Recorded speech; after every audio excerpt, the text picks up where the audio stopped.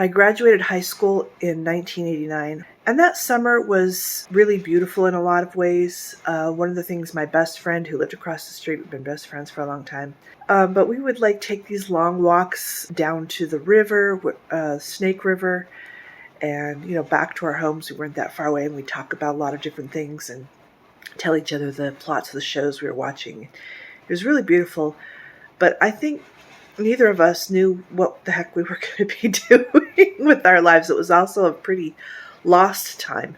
I was coming out of feeling like I was going to be in high school forever, like just that was going to be the only thing that I was going to be doing ever. Like I actually had a lot of plans on paper of things I wanted to do written out. I wanted to join the Peace Corps, maybe the Army, some college. I had plans on paper, but I didn't really know how to bring them into fruition. And I was not signed up to go to college, even though I had like a 31 on my ACT and I had like a partial scholarship. There was just, I'll probably tell my college or lack of college stories another time, but that wasn't like super encouraged. It was just, I didn't know how to get established in a job yet.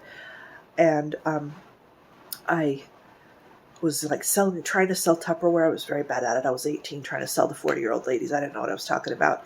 And I was working at this sandwich shop, like a local Subway type thing, only it was called the Wizard. Anyway, and so long about September, we found out that my grandfather had died suddenly from a heart attack. He'd been working on a farm, went to sit under a tree and had a heart attack and died. But he was actually the caretaker for my grandmother, who was continuing to get into Alzheimer's. As they were trying to decide how to best help Grandma, they decided that since I didn't have any plans, they asked me to come be her companion. And they lived in Mesa, Arizona, next to my aunt and uncle.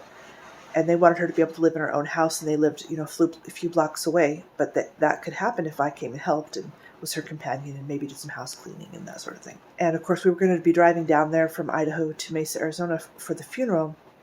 And anyway, I was saying goodbye to my friends and everything. And, my friend was like, well, when are you going to come back? And I said, honey, I'm getting a ride down to Arizona. I ain't never coming back.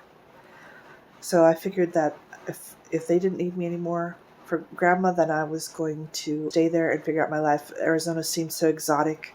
Again, I had these fantasies about what that was going to be like that weren't real. One thing that was real is that I never went back. Lived in Arizona most of my adult life. Not now. That was what happened when I was 18.